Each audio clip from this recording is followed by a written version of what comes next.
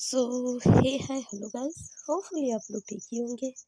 तो चलिए हम अपनी स्टोरी बेहद इस कैक को स्टार्ट करते हैं। यहाँ लास्ट पार्ट में हमने सुना था जो आरू और तुलसी होते हैं वो थोड़ा सा अपना सुध बुध खो देते हैं। अब इसके आगे के इधर आरू और तुलसी इस वक्त बेहद करीब थे। आरू की करीबी से तुलसी की बॉडी में सिहरन सी हो रही थी। उसकी पलकें झुकी हुई थी और उसके लंबे बालों से पानी टपक रहा था। तुलसी का चेहरा बिल्कुल लाल हो चुका था। उसके गालों में शर्म की लालिमा बिखर चुकी थी। इस वक्त दोनों काफी करीब थे। वो दोनों इतने करीब थे कि मानो उनके बीच से हवा तक जाने की जगह नहीं थी। तुलसी की तो धड़कनें तेज हो चुकी थी। वहीं आरू की नजरें तुलसी पे झुकी हुई पलकों पे थी। इस वक्त तुलसी बहुत खूबसूरत नजर आ रही थी। एक तो वो अभी अभी नहा के निकली थी, जिससे उसकी बॉडी से भीनी भीनी खुशबू आ रही थी, जो हमारी आरू को मदहोश करने के लिए काफ़ी थी। आरू तुलसी के कमर में हाथ डालकर उसे अपने करीब और कर लेती है। ये सब इतनी जल्दी से हुआ था कि तुलसी को कुछ समझने का मौका ही नहीं मिलता है। उसके हाथ आरू के कंधे पर थे और आरू की इस हरकत से तुलसी की धड़कनें बढ़ गई थी। उसका दिल तेजी से धड़क रहा था कि उसकी धड़कनों की आवाज़ साफ साफ आरू को भी सुनाई दे रही थी। आरू तुलसी के कान में झुककर बेहद सरगोशी भरी आवाज में कहती है, अपने इन धड़कनों को जरा काबू में रखिए पत्नी जी, क्योंकि आपकी धड़कनों को बेकाबू और सांसों को भारी करने का जिम्मा मेरा है। इतना कहकर आरू तुलसी से दूर हो जाती है। वहीं आरू के मुंह से ऐसी बात सुन के तुलसी का तो मानो रोम रोम सिहर चुका था। उसे अब आरू के सामने खड़े होने में भी शर्म आ रही थी। वो उसे नजरें तक नहीं मिला पा रही थी। वहीं आरू तो मुस्कुराते हुए बस तुलसी को देख रही थी। आरू का उसे इस तरह निहारना उसे शर्म से मारे जा रहा था, इसलिए वो आरू झट से आरू के सीने से लग गई थी। सिर्फ तुलसी उसके सीने से लगी नहीं थी, बल्कि उसके वो एहसास जिसे याद कर वो 3 सालों से तड़प रही थी, वो एहसास उसके सीने में से लगी थी। उसका खोया हुआ सुकून उसके सीने से लगा था। दोनों इस वक्त दुनिया जहान से बेखबर एक दूसरे के बाहों में थे। तुलसी को आरू की करीबी एक अलग ही एहसास करवा रही थी। उसे आरू की करीबी से एक सुकून मिल रहा था। ऐसा लग रहा था मानो वो किसी अपने के करीब है। वो दोनों अभी एक दूसरे के बाहों में समाये हुए ही थे कि तभी खिड़की खुले होने के चलते हवा चलने पर जोर जोर से आवाज आती है और इसी के साथ दोनों फिर से अपनी उन ख्वाब भरी दुनिया से वापस लौट आते हैं। तुलसी को जब एहसास होता है कि वो इस वक्त क्या कर रही है और वो किसके बाहों में है, तो वो झट से आरू से दूर हो जाती है। उसे समझ नहीं आ रहा था कि वो ऐसे आरू के करीब कैसे चली गई। माना आरू से उसकी शादी हुई थी, वो उसकी बीवी थी, लेकिन उसे आरू से मिले कुछ ही दिन हुए थे। इतने सालों तक नितिन के करीब रहने के बावजूद उसने कभी नितिन को खुद के करीब नहीं आने दिया। एक ही छत के नीचे रहने के बावजूद वो उससे दूरी बना के रहती थी। उससे नजरें मिलाकर बात तक नहीं करती थी। यहाँ तक कि उसे नितिन के साथ काफी असहज महसूस होता था, लेकिन आरू के साथ उसे ऐसा कभी महसूस ही नहीं हुआ। बल्कि आरू के करीब होने से उसे हमेशा ऐसा लगता था कि ये पल यहीं ठहर जाए और वो इसी तरह आरू के करीब रहे। उसे आरू से एक अपनेपन का एहसास होता था। उसके हिसाब से उसकी मुलाकात आरू से बस कुछ दिन पहले हुई थी, लेकिन फिर भी उसे लगता था कि वो आरू को बरसों से जानती है। उसका उसे काफ़ी गहरा नाता है। इधर तुलसी आरू से अपनी नज़रें चुरा के खड़ी थी। उसे आरू से नज़रें मिलाने में शर्म आ रही थी, जो आरू भी अच्छे से समझ रही थी। उसे मन ही मन तुलसी की इस बचकानी हरकत पे हंसी भी आ रही थी, लेकिन ये उसके अपने चेहरे से जाहिर नहीं होने दिया था। आज भी तुलसी वैसी ही थी जैसे कि वो 3 साल पहले थी। इधर आरू काफी प्यार से तुलसी को निहार रही थी। वही तुलसी मन ही मन खुद को डांट रही थी कि वो ऐसे कैसे आरू के करीब चली गई। आरू उसके बारे में क्या सोच रही होगी कि वो कैसी है, कुछ ही मुलाकात में उसके इतने करीब चली गई। तुलसी अपनी पलकें झुकाए बेहद मासूमियत से कहती है, और मुझे माफ़ कर दीजिएगा, मुझे ऐसे आपके करीब। तुलसी इतना ही कहती है कि तभी आरू एक बार फिर उसके कमर में हाथ डाल के उसे अपने करीब खींच लेती है। इधर तुलसी की ये मासूमियत आरू से बर्दाश्त नहीं हो रही थी। इस समय दोनों की आंखें फिर से एक दूसरे में उलझी हुई थी। जहाँ तुलसी की आंखों में सिर्फ मासूमियत थी, तो वही आरू की आंखों में एक जुनून और एक सनक नजर आ रही थी। आरू तुलसी की आंखों में देखते हुए अपनी जुनून भरी आवाज में कहती है, तुम्हें माफी मांगने की कोई जरूरत नहीं है, और ना ही ऐसे कपड़ों में इस तरह से असहज होने की जरूरत है।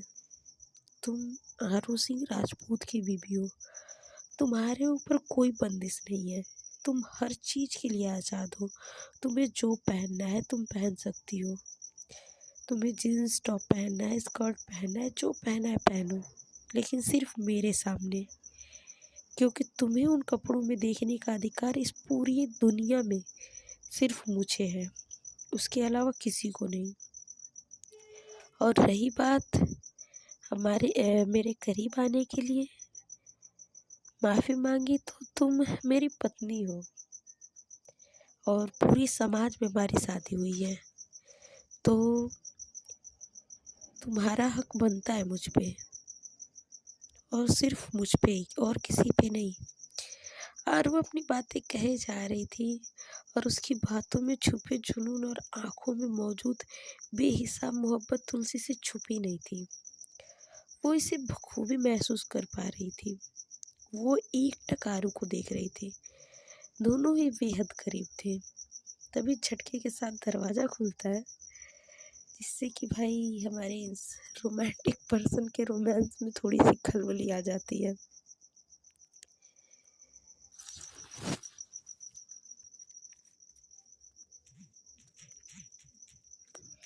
इधर दरवाज़ा खुलने से तुलसी थोड़ा सा हड़बड़ा जाती है और आरू के पीछे छुप जाती है।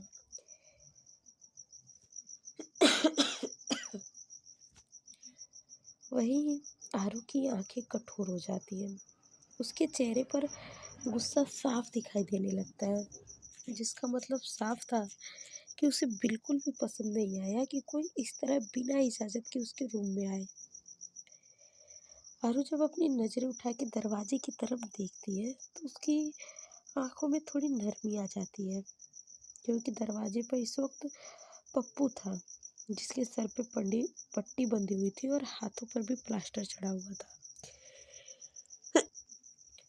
आरू की नज़रें खुद पे महसूस करके एक पल के लिए पप्पू भी डर जाता है।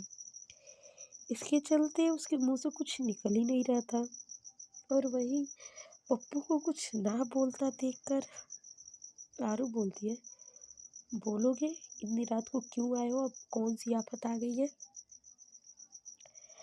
आरू की बातों में चिढ़ साफ नजर आ रही थी। उसका चिढ़ना भी लाजमी था, क्योंकि पप्पू ने आकर उसके अच्छे खासे मूड की बैंड बजा दी थी। आरू ने पप्पू से ये सवाल इसलिए किया था क्योंकि उसे लगा था कि फिर से उन बाप बेटों की जोड़ी ने कोई कांड किया है। वो पप्पू के जवाब का इंतज़ार करने लगती है और इधर हमारी तुलसी का शर्म के मारे बुरा हाल था। उसने इस वक़्त बस आरू की एक सफ़ेद रंग की शर्ट पहन रखी थी और इन कपड़ों में उसे खुद आरू से शर्म आ रही थी, तो वो बाहर वाले को क्या ही कहती।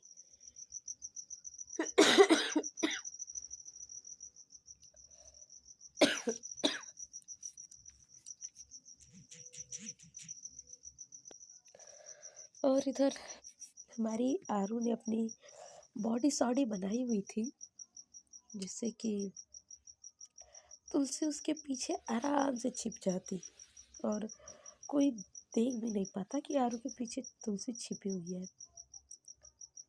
और वो आरू के पीछे छुपने से बिल्कुल गायब हो चुकी थी। इस वक्त बस पप्पू को वहाँ से जाने का इंतज़ार कर रही थी। पप्पू को कुछ कहता ना देखकर आरू भी अपनी भौहें सिकोड़ के कहती है, मुंह में दही जमी है, अब बोलो भी कि क्यों आए हो। और तुम तो सुबह हॉस्पिटल के बेड पे बेहोश पड़े थे ना, तो इतनी जल्दी पैरों पर भी खड़े हो गए। बड़ी हिम्मत वाले निकले तुम तो। इधर आरू की बात सुन के पप्पू झिप जाता है। वो अपने बालों में हाथ करते हुए कहता है, क्या बॉस आप भी। पप्पू को कम की बात न थी कि आरू उसे शर्माते देखकर उसका पारा और चढ़ जाता है। वो उसे हल्का सा डांटते हुए कहती है, कहोगे कि नई दुल्हन की तरह यहाँ शर्माने आए हो। लगता है कि चाची से बोलकर तुम्हारी भी शादी करवानी पड़ेगी। आरू के मुंह से शादी की बात सुन के पप्पू फिर झिप जाता है और उसकी आंखें बाहर आने को तैयार थी। वही तुलसी की तो हंसी छूट जाती है। उसकी हंसी इतनी प्यारी थी कि उस कमरे में गूंजने लगती है। तभी पप्पू का ध्यान आरू के पीछे जाता है जहाँ उसे हंसने की आवाज़ आ रही थी। अब तक उसका ध्यान तुलसी पे नहीं गया था और अब भी उसे तुलसी नज़र नहीं आ रही थी, इसलिए वो आरू के पीछे झाँकने की कोशिश करता है, जिससे कि तुलसी आरू के शर्ट को मजबूती से पकड़ लेती है।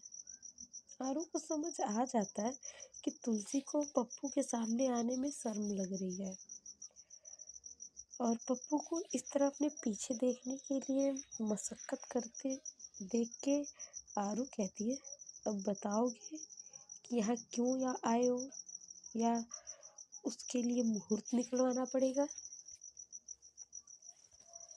आरू की बातों में गुस्सा और चिढ़ दोनों नजर आ रही थी। इधर पप्पू ज़्यादा टाइम वेस्ट न करते हुए कहता है, क्योंकि वो अपने बॉस को बहुत अच्छे से जानता था कि अगर एक बार उसे गुस्सा आ जाए तो वो फिर वो नहीं दिखती कि सामने कौन खड़ा है। पप्पू एक सांस में कह जाता है, भैया ने आप लोगों के लिए खाना भिजवाया है। इतना कहकर वो खाने का पैकेट वही टेबल पे रखता है और वहाँ से बाहर भाग जाता है। पप्पू को इस तरह भागते देखकर आरू तेज आवाज में कहती है, संभल के, वैसे भी तुम्हारे बॉडी के पुर्जे पुर्जे हिले हुए हैं। इतना कहकर वो जाकर रूम का दरवाज़ा अंदर से अच्छी तरह से बंद करती है ताकि दोबारा आकर कोई उन्हें डिस्टर्ब न करे। दरवाज़ा बंद करने के बाद आरू जाकर सोफे पर बैठ जाती है और खाने की प्लेट निकालते हुए तुलसी से कहती है, आ जाओ, खाना ठंडा हो जाएगा। इधर तुलसी नहीं सुनती है। तभी यार फिर कहती है, आ जाओ चुहिया, खाना ठंडा हो जाएगा। आरू के मुंह से चूहिया सुनकर तुलसी को एक अलग ही एहसास हो रहा था। वो जब भी आरू के मुंह से चूहिया सुनती तो उसे ऐसा लगता था मानो वो पहले भी ये सुन चुकी हो। उसे एक अलग एहसास होता था। ऐसा लगता था कि वो आरू के मुंह से बार बार ये नाम सुने। काफी जाना पहचाना था ये सब कुछ। उसे सालों से ये सपना भी आया था कि कोई उसे प्यार से चूहिया कह रहा है। और अजीब बात ये थी कि वो आवाज़ भी काफ़ी जानी पहचानी थी, जैसे वो अभी वही आवाज़ सुन रही थी जो कभी उसने अपने सपने में सुना था। लेकिन एक बात तो थी, आरू के उसकी ज़िंदगी में आने के बाद तुलसी को फिर कभी वो सपने दोबारा नहीं आए थे। इधर तुलसी फिर खड़ी खड़ी सोचने लगती है। तभी आरू तेज आवाज में कहती है, आकर खाना खा लीजिए पत्नी जी, खड़े रह के उसे देखने से पेट नहीं चले भर जाएगा। इधर आरू ने इतना तेज बोला था कि तुलसी के कानों में उसकी आवाज पड़ी जाती है और वो अपनी नजरें चुराने लगती है, मारो आरू ने उसकी कोई चोरी पकड़ ली हो। वैसे आरू ने उसकी चोरी ही तो पकड़ी थी। तुलसी मन ही मन खुद को कोस रही थी कि वो पागलों की तरह कैसे आरू को देख सकती है और आरू को कैसे पता चल सकता है कि वो इतनी देर से उसे देख रही है। इधर तुलसी के छोटे से दिमाग में अलग अलग सवाल चल रहे थे जिन पे वो रोक लगाती है। और तभी आरू कहती है, अपने छोटे से दिमाग पे ज़्यादा जोर मत दो, आपका दिमाग थक जाएगा, आकर खाना खाइए। आरू की बात सुन के तुलसी का मुंह खुला का खुला रह जाता है। क्या आरू ने उसे कम दिमाग वाली लड़की कहा था? क्या वो सोचती है कि तुलसी के पास दिमाग नहीं है, वो अपना दिमाग इस्तेमाल नहीं करती? इसी तरह के सवाल अब तुलसी के मन में चल रहे थे। वो अपने होठों का छोटा सा पाउट बना लेती है जिसमें वो बहुत प्यारी लग रही थी। तुलसी अभी भी वैसी की वैसी ही खड़ी थी, वो अपनी जगह से जरा सा भी नहीं हिली थी। आरू अपनी नजरें उठा के फिर तुलसी को देखती है जो अभी भी वैसे की वैसी ही खड़ी उसे घूर रही थी। तुलसी के इस तरह घूरने पर आरू को कोई खास फर्क तो नहीं पड़ रहा था, लेकिन उसे मन ही मन तुलसी की इस बचकानी हरकत पे हंसी आ रही थी। वो जानती थी कि तुलसी बस अपने शरीर से बड़ी हुई है, बाकी उसका दिमाग अभी भी छोटे से बच्चे की तरह है जो बात बात पे रूठ जाया करती है। तुलसी को देखते हुए आरू बेफिक्री से फिर से कहती है, तुम सावधान के पोजीशन में क्यों खड़ी हो? मैंने तुम्हें कोई सजा नहीं दी है, आओ खाना खाओ और सो जाओ। अगर तुम्हारा इरादा पूरी रात ऐसे खड़े रहना है तो माफ करना, मैं तुम्हें यहाँ खड़े रहने नहीं दे सकती।